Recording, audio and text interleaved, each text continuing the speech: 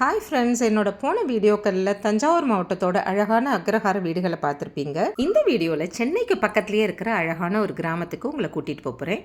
Chennai red hills நெடுஞ்சாலையில் ஒரு 25 kilometre travel பண்ணினீங்கன்னா ஆத்தூர்னு ஒரு வில்லேஜ் வரும்.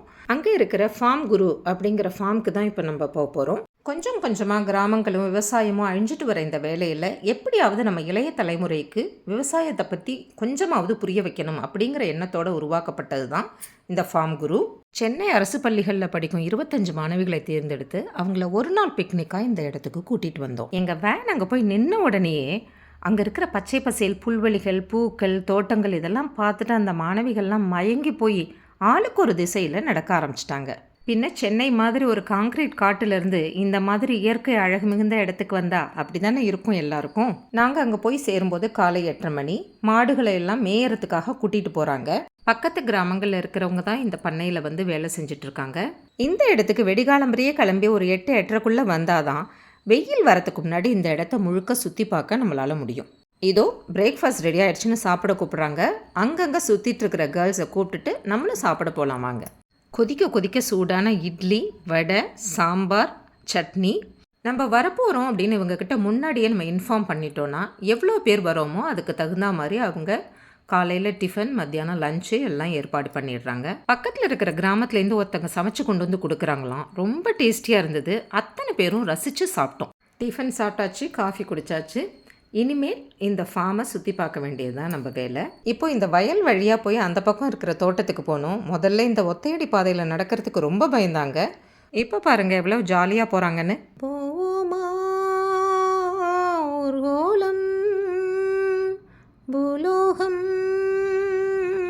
எங்கெங்கும் ஓடும் பொன்னியாரும் பாடும் கானம் நூறும் வாழும் காலம் பேரின்பம் காணும் நேரம் ஆனந்தம் போவோமா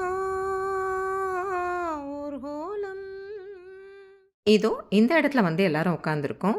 இப்போ இந்த ஸ்டூடெண்ட்ஸ்க்கு இந்த ஃபார்ம்லேருந்து ஒருத்தங்க வந்து ஃபார்மிங் பற்றி ஒரு ப்ரீஃப் பண்ண போகிறாங்க. இந்த குறிப்பிட்ட பூச்செடியை சுற்றி வண்ணத்து பூச்சிகள் கூட்டம் கூட்டமாக இருந்தது. அவ்வளோ அழகாக இருந்ததுங்க. இதோ இவர் தான் இந்த ஃபார்ம்லேருந்து வந்து நம்ம ஸ்டூடெண்ட்ஸ்க்கு இயற்கை விவசாயத்தை பற்றி விளக்கமாக சொல்கிறதோடு இல்லாமல் அவங்கள ப்ராக்டிக்கலாக செஞ்சு காமிக்கவும் கூட்டிகிட்டு போகிறாரு.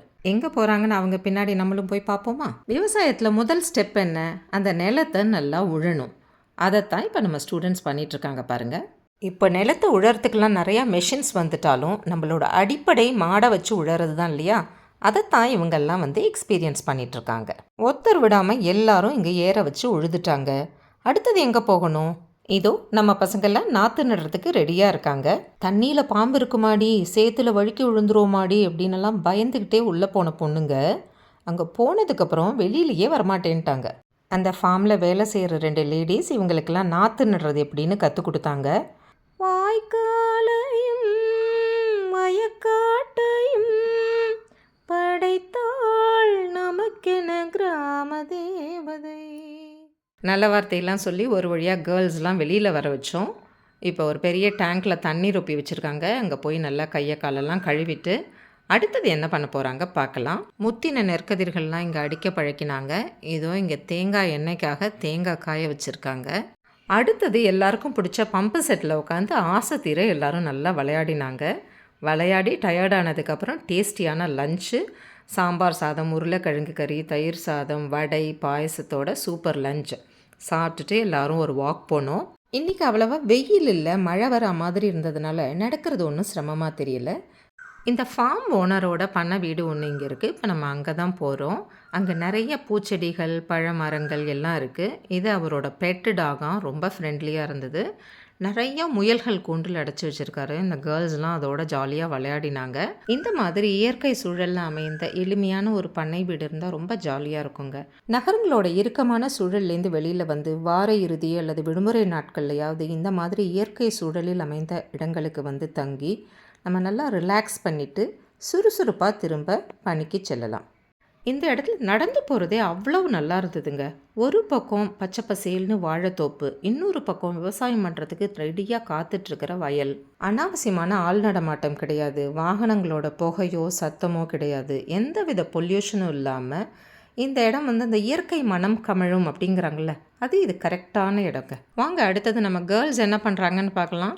இதோ இவங்க எல்லாருக்கும் இங்கே வந்து களை எடுக்கிறது ட்ரைனிங் கொடுத்துட்ருக்காங்க. கேர்ள்ஸ் எல்லாருமே எல்லா வேலையும் ரொம்ப சந்தோஷத்தோட ஒரு ஈடுபாட்டோடு செஞ்சாங்க. அதை பார்க்குறதுக்கு தான் எங்களுக்கு அவ்வளோ சந்தோஷமாக இருந்ததுங்க. அங்கங்கே இது மாதிரி வண்ண வண்ண மலர்கள் கூட்டம் நம்ம கண்ணை பறிக்கிறதுங்க. இப்போ அடுத்தது இந்த கேர்ள்ஸ்லாம் வேறு எங்கேயோ போகிறாங்க. வாங்க நம்ம அவங்க பின்னாடி போய் பார்ப்போம். ஆஹா, நம்ம கேர்ள்ஸ்க்காக என்ன காத்துட்ருக்கு பாருங்கள், ரெட்டை மாட்டு வண்டி. இப்போ இதில் உட்காந்து எல்லோரும் இந்த ஃபார்ம் ஃபுல்லாக ஒரு ரவுண்ட் அடிச்சுட்டு வரப்போகிறாங்க. கேர்ள்ஸ்க்கு பயங்கர சந்தோஷம்.